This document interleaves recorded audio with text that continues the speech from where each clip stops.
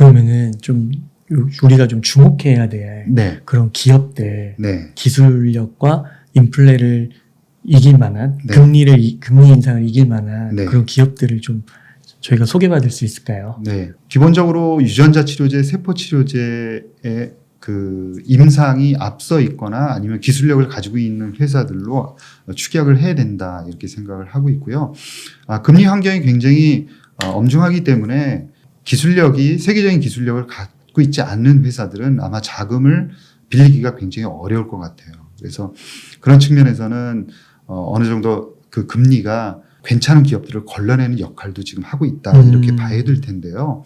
우리가 이제 관심을 가져야 되는 그런 기술들이 어떤 기술이냐면 크리스퍼 카스9과 관련한 유전자 편집과 관련한 기술들, 그 다음에 세포 치료제, T세포 치료제나 특히 우리나라도 잘 하고 있는 NK세포 치료제 같은 경우 관심을 많이 가져야 된다라고 생각하고 있고요. 메신저 RNA 같은 경우도 우리나라 셀트리온이라든가 삼성 바이오로직스도 굉장히 관심을 많이 갖고 있고 생산 쪽에 하고 있고요. ST팜 같은 경우에도 실질적으로 개발을 하고 있습니다. 그래서 메신저 RNA도 관심을 가져야 되고 그다음에 siRNA도 관심을 가져야 되는 거고요. 근데 항체 쪽도 최근에 다시 그 모달리티를 조금씩 바꿔가지고 그러니까 이제 기술 개발을 다른 쪽으로 조금 바꿔서 굉장히 이제 각광을 받고 있는데 이중항체라든가 그다음에 ADC라는 그런 모달리티는 관심을 계속 가져야 되지 않을까 이렇게 생각을 하고 있고요. 미국으로 치자 그러면 지금 인텔리아 테라퓨틱스 같은 경우가 상당히 이제 인비보로 생체에 직접 약물을 집어넣어서 문제가 있는 그 유전자를 직접 이제 유전자 두 줄을 커팅을 하는 거죠. 그래서 유전자가 아예 기능하지 못하도록 유전자가 기능하지 않으면 유전자가 만들어내는 단백질을 만들지 못합니다. 그러면 이 기형적으로 찌그러져 가지고 만들어진 그전에는 만들어져서 우리 뭐 심장 근육이라든가 아니면 신경 조직에 쌓여서 아주 무서운 질병을 만드는 그 원인 자체가 없어지는 거죠. 네. 그렇게 이제 지금 임상 실험을 하고 있는 인텔리아 같은 경우도 우리가 관심을 가져야 되고요. 아까 이제 그 항체를 말씀드렸는데 항체의 그런 변형이라고 얘기할 수 있는 그 아비나스가 이제 연구하고 있는 프로탁이라는 그 기전이 있습니다. 우리나라에는 아직 이제 임상 진입한 그런 회사가 없는데요. 이 프로탁이라는 건 이제 세포마다 재활용 센터가 있어요. 그래서 이제 아까 같이 찌그러지거나 잘못 이제 만들어진 그런 단백질은 이 재활용 센터에 다시 집어넣어서 우리가 이제 문서 파쇄기처럼 다 잘게 쪼개서 다시 이거를 원재료로 우리 세포에서 활용을 합니다. 그럼 활용도가 98%라 그러니까 굉장히 우리 몸은 효율적으로 지금 하고 있는 거죠. 15%만 음식으로 먹고 나머지는 이제 안쪽에서 다시 이제 재활용하는 거죠. 그래서 그 재활용 센터를 프로테오즘이라는 재활용 센터를 활용해서 아주 문제가 되는 그 단백질을 아예 그냥 갈아서 없애버린다. 그런 그 모달리티다라고 생각합니다. 그런 연구 개발을 하고 있는 미국의 아비나스라는 회사도 눈여겨봐야 되고요. 그다음에 페이트라는 그 NK 세포 치료제를 만들고 있는 페이트도 우리가 이제 관심을 가져야 되고요. 우리나라도 이제 뭐 마찬가지로 유전자 가위하는 툴젠, 그다음에 조금 전에 NK 세포 한다는데 우리나라에도 GC셀이 하고 있고요. 그다음에 RNA 쪽 하고 있는 올릭스도 관심을 가져야 되고 특히 이제 레고캠 바이오도 ADC로 알테오장과 마찬가지로 관심을 가져야 되는 그런 종목들이다라고 생각을 합니다. 네. 제가 다시 한번 언급해 보면은 미국 바이오 기업에는 인텔리아, 테라퓨틱스, 아르비나스, 페이트. 한국 바이오 기업에는 GC셀, 툴젠, 올릭스, 알테오젠. 네. 책에서도 되게 자세하게 소개해 주셨더라고요. 네, 맞습니다. 네, 그 디테일한 사항들은 책을 꼭 읽어보셔가지고 확인해 보시면 너무 좋을 것 같습니다. 혹시 이렇게 좀 개별 종목으로 좀 접근하기가 조금 무서우신 분들도 있으실 수 있잖아요. 네네. 또 막 이렇게 70%, 90% 또 막 하락할 수도 있는 거고요. 그러면은 이렇게 좀 개별 기업 말고 좀 ETF 같은 걸로 좀 접근하는 방법도 혹시 있을까요? 네. ETF 이제 위험한 것들을 다 모아놨을 때 뭐 안 위험하냐? 그건 절대 아닌 거죠. 그래서 ETF도 바이오 ETF는 두 가지로 나눌 수 있습니다. 하나는 빅파마들만 모아놓은 회사입니다. 그러니까 빅파마는 바이오텍하고는 전혀 지금 환경이 다르거든요. 그러니까 자금을 굉장히 많이 들고 있고 그 다음에 가격 결정권이 있습니다. 그래서 인플레이션을 이길 수 있는 예를 들어서 인플레이션이 5%, 7% 이렇게 올라간다 그러면 약가를 올려서 손익계산서를 손상시키지 않을 그런 능력들이 다 있는 거고요.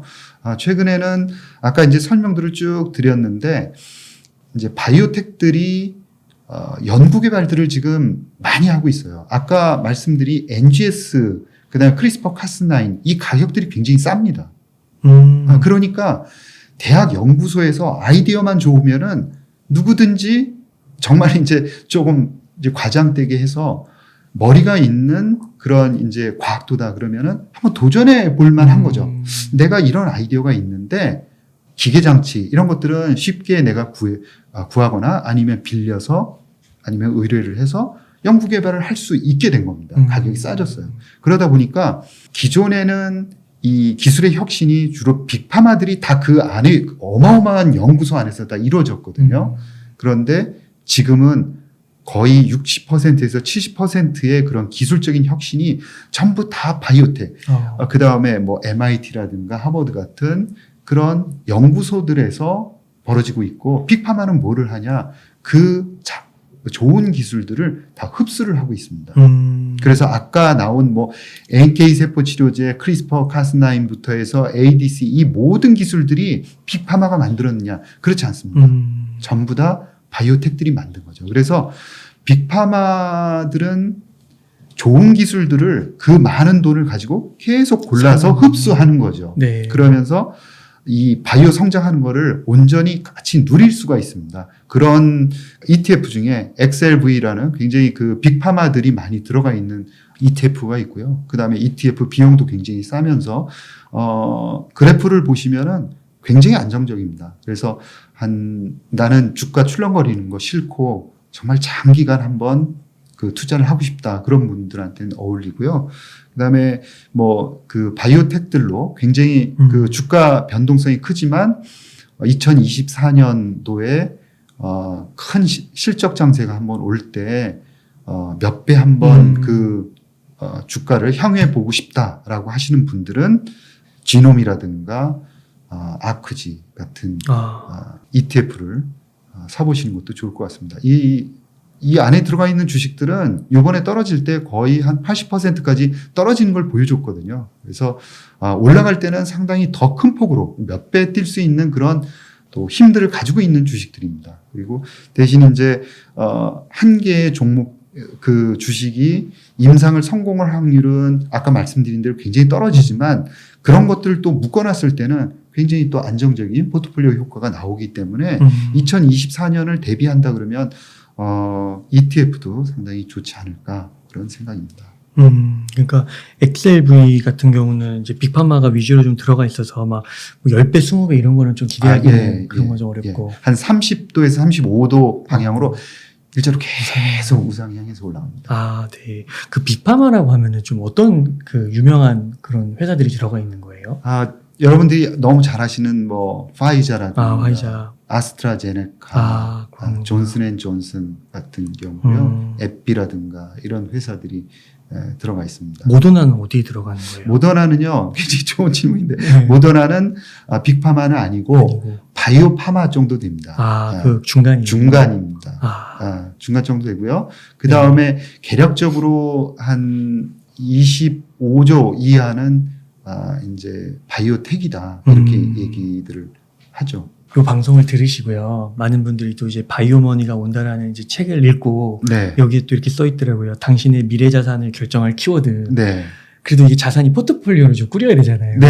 한 100%에서 한 몇 % 정도를 이렇게 바이오에 좀 넣으면 좋을까요?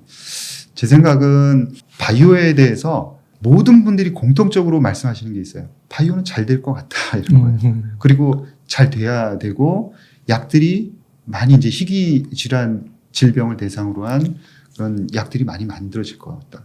그런데 좀 어렵고 힘들다라고 얘기하는 거고요. 그 다음에 좀 믿을 수 없다. 이런 말씀들도 많이 하시고. 그 1세대라고 해야 되나요? 네, 예. 네, 좀 안 좋은 예. 그런 게 좀 있어서. 그러니까 1세대 바이오 창업자들이 계시고, 그럼 뭐 이제 훌륭한 분들도 계시고, 또 근데 조금 더 이제 좋은 영향력을 끼치지 못한 그런 그 회사들도 있죠. 근데 2세대, 3세대로 지금 오면서 조금씩 나아지고 있는 모습들이 이제 보이고 있거든요. 그래서 앞으로 좀 상당히 좋아질 것 같다. 그런 측면에서는 우려감보다는 조금 더 기대감을 좀 가지시는 게 맞지 않나 이렇게 생각을 하고요. 가장 성장하는 산업이 어떤 산업이냐 이렇게 말씀드리면 과감하게 바이오다라고 말씀을 드릴 수 있고, 사실 반도체하고 자동차는 우리나라 굉장히 많이 컸습니다. 그래서 성장은 앞으로 많이 이제 해나가야겠지만 성장 속도로 봐서는 바이오보다는 훨씬 더 이제 성장 속도 면에서는 처질 것 같고요. 그리고 바이오에 대해서 이제 이 전 정부도 그렇고 지금 현 정부도 전적으로 이제 키워야 된다 이런 생각들을 많이 갖고 있고요. 내년에는 아마 바이오 메가 펀드가 좀 만들어질 가능성이 굉장히 큽니다. 그러니까 조 단위가 넘어가는 그런 그 펀드가 생기면서 지금 자금이 조금 어려운 그런 기술력은 있는데 어려운 기업들한테 굉장히 큰 마중물이 될 거라고 생각을 하고, 이번 기회에 다른 나라들하고 차별화될 수 있는 아주 좋은 그런 그 기회다라고 생각하죠. 그 메가펀드가 국내에서 만들어지는 거예요? 예. 국내에서 만들어질 가능성이 굉장히 높습니다. 지금 협의들을 하고 있는 상황이고요. 네. 그래서 그렇게 되면 내년에는 붐이 일어날 걸로 생각을 하고 있고요. 그거는 우리나라뿐만이 아니라 미국에선 벌써 진행을 하고 있는 상황이고요. 유럽도 마찬가지입니다. 어떻게 보면 우리나라가 반드시 해야만 하는 지금 상황인 거죠. 그래서 일본 같은 경우에도 조금씩 전체 산업이 밀리지 않습니까? 그래서 이제 바이오를 그 다음 차세대 먹거리로 낙점을 하고 이제 적극적으로 밀고 있는 상황이고요. 지금 빨리 사야 되겠는데. 메가펀드 만들어지기 전에 사나야 싸게 사서. 예, 항상 보면은 그 준비 단계를 좀 주지 않습니까? 우리나라도 내년이면 2023년이고 내년 초에 크리스퍼 테라퓨틱스라는 유전자 가위 하는 회사가 드디어 유전자 가위로 치료제를 하나 승인을 받을 가능성이 굉장히 높습니다. 그래서 내년 초부터 아마 그 한번 바람은 불 것이다. 지금 이제 이렇게 생각은 하고 있고요. 그래서 여러분들이 생각하시는 그런 포트폴리오를 짜실 때 주식 자산에서 반드시 바이오는 들어가야 된다라고 생각하고 있고, 들어간다 그러면 최소 몇 %, 들어가야 되느냐 묻는다면 30% 이상은 들어가야 된다라고 생각해요. 물론 이제 그거를 아까 말씀드린 ETF, 안전한 ETF로 들어갈 거냐 아니면 뭐 개별 주식 중에서 경쟁력이 있는 것으로 들어갈 거냐 하는 것은 차치하고라도 2024년을 대비해야 된다라는 점을 꼭 말씀을 드리고 싶습니다. 그러면 그 30% 중에서 미국하고 한국하고도 좀 비중을 조절할 수 있을까요? 제 생각에는 우리나라 세계 시장에서 바이오 분야에서 차지하는 비중이 1.3%에서 1.5% 정도에 불과하고요. 미국이 거의 한 45%를 차지하고 있고, 기업들의 이익 측면에서 본다 그러면, 그건 매출액 기준이고 이익 측면에서 본다 그러면 거의 60%가 넘어가는, 그러니까 미국 시장에서 장사를 하지 않으면은 거의 성공할 수 없다. 투자할 그런 큰 메리트가 없다라는 거예요. 그래서 우리나라에서도 각광을 받고 있는, 아까 이제 말씀을 드렸지만 뭐 알테오젠이라든가 그 다음에 레고캠 바이오 이런 회사들은 수출을 굉장히 많이 하는 회사고요.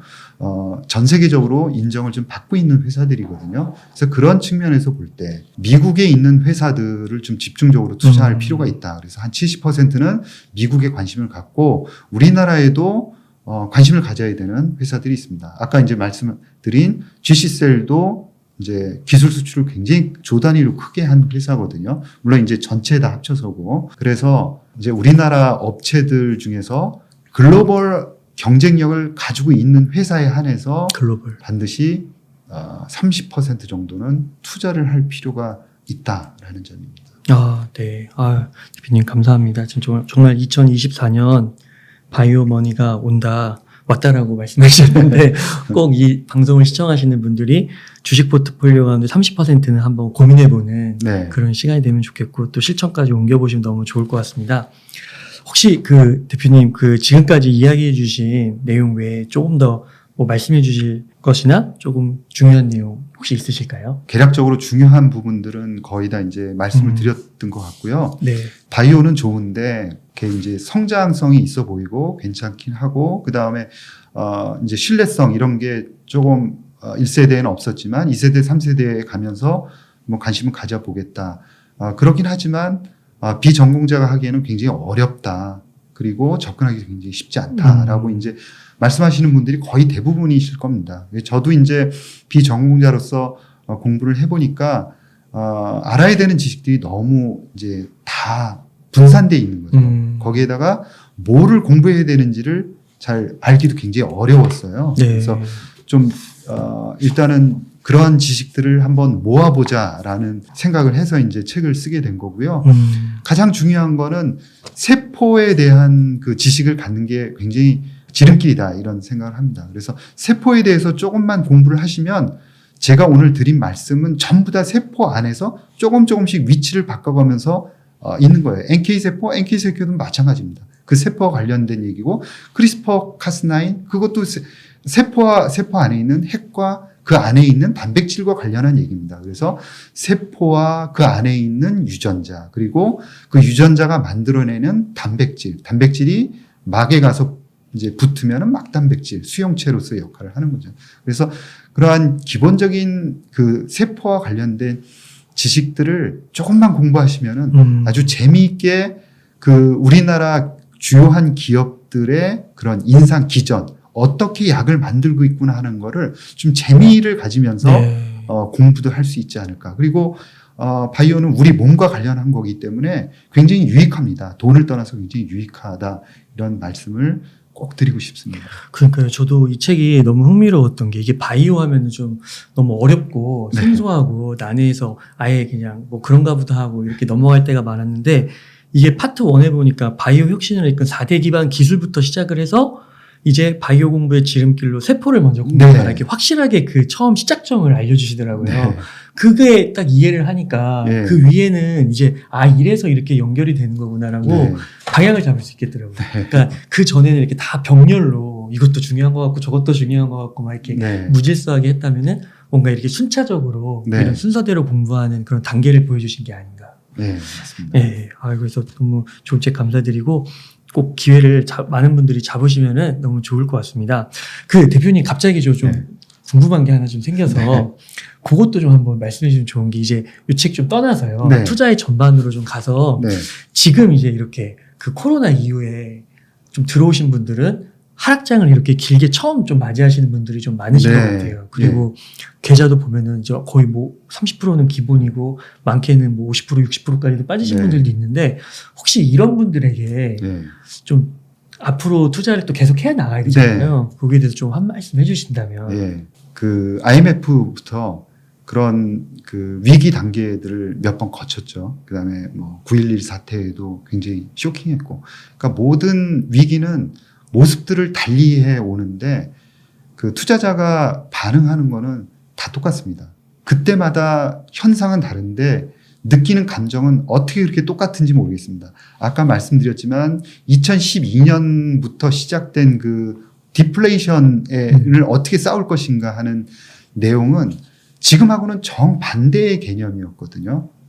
그때는 이 상황이 어떻게 끝날지 모르겠다라는 거고요. 그때 당시는 아마 매니저로서는 가장 어려웠던 그 순간이지 않을까 그렇습니다. 그러니까 지금 제가 드리는 말씀은 아마 펀드 매니저들은 작년 말에 굉장히 나이스하게 대응들을 잘 했을 거예요. 그러니까 포트폴리오로서는 시장을 이기는 게 게임이기 때문에 시장을 충분히 이길 수 있는 그런 기회들을 많이 줬다라고 생각을 하고요. 대신 이제 종목을 투자하는 개인들은 어떻게 보면은 좋아하는 종목을 갖고 펀더멘털이 그렇게 바뀌지 않은 상황에서 같이 안고 무너져서 지금까지 왔을 가능성이 굉장히 높거든요. 그리고 아까 그런 주식들, 예를 들어서, 저도 이제 그런 주식들을 들고 있습니다. 많이 이제 하락한 경우도 있고 하는데, 주식을 보실 때, 핵심 내가 들어갔을 때 왜 들어갔는지를 한번 잘 기억을 해보시고 주가보다는 그 핵심 기술력이라든가 그런 경쟁력이 과연 변했는지를 잘 볼 필요가 있어요. 그래서 아무리 생각해도 변한 게 별로 없다 그러면은 그걸 들고 있는 게 맞다라고 생각을 하고 있고요. 과거 경험상 처음 했을 때 얘는 이런 경쟁력이 있어서 한번 잘 이 주식은 좋아서 한번 끝까지 한번 가보겠다라고 해서 샀던 주식은 그렇게 실패한 적은 별로 없었던 것 같습니다. 그리고 들어갈 때의 논리가 자기 나름대로 굉장히 명확했다라고 생각하면 그때 그 논리를 한번 되돌아볼 필요가 있어요. 그러면은 바뀐 거는 딱 한 가지입니다. 뭐냐면 환경이 바뀌었을 겁니다. 그런데 그 환경이 바뀔지 안 바뀔지는 지금 모르지 않습니까? 네. 전쟁이 끝날지 어떨지, 그다음에 미중 간의 관계, 그다음에 이 코로나가 어떻게 발전할지, 더 나빠질지, 아니면 내일이라도 코로나와 전쟁은 갑자기 끝날 수도 있는 문제지 않습니까? 그래서 언제 끝날지 모르는 변수를 갖고 고민할 필요는 전혀 없다라고 개인적으로 생각을 해요. 그런 점들은 내려놓고 기업의 경쟁력을 잘 봐야 된다. 그래서 주가에 대해서 굉장히 스트레스 많이 받으실 텐데 네. 아까 뭐 바이오텍도 미국의 투자자들은 정말 90%, 80%까지는 그 좋은 주식들이 다 떨어졌거든요. 그런데 제가 아까 중간중간에 그런 말씀을 드렸을 겁니다.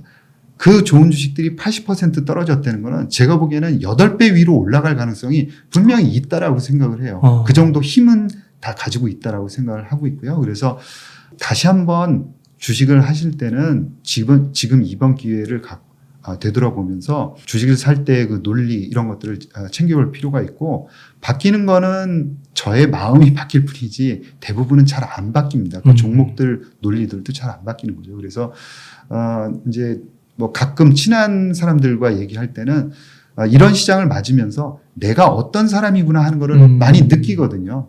나는 그냥 이런 사람이구나. 그러니까 굉장히 자주 바뀌는 사람이라고 생각한다 그러면은 주식을 자주 매매할 수밖에 없습니다. 그리고 나는 이렇게 진득하니 갈 수 있는 힘이 있는 사람이라 그러면은 그 힘으로 예를 들어서 바이오 종목을 기술력 있는 업체인데 환경이 굉장히 안 좋아서 같이 뭐 60%, 70% 이렇게 떨어졌다 그러면은 2024년, 25년도에는 반드시 온다라는 거죠. 그러면은 그때까지 그 종목들을 과연 정말 충분히 향유할 정도로 또 올라갈 때는 들고 있을 자신이 있느냐 하는 거를 되물어볼 필요가 있어요. 근데 아마 지금도 참지 못한다 그러면 그거조차도 참지 못할 가능성이 대단히 높다고 30% 올라가면 팔고 이렇게 무조건 팝니다.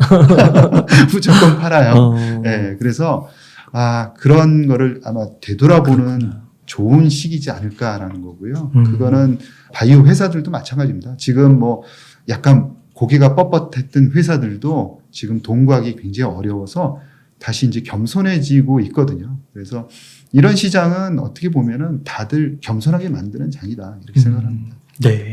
예, 대표님 그러면은 오늘 한 인터뷰 이 정도에서 마무리해도 괜찮으실까요? 예. 네, 알겠습니다. 이렇게 해서 바이오머니가 온다의 이혜진 대표님을 모시고 이야기를 나눠봤습니다. 긴 시간 동안 유익한 인사이트 많이 나눠주셔서 감사의 말씀 드립니다. 오늘 고생 많으셨습니다. 네, 고맙습니다.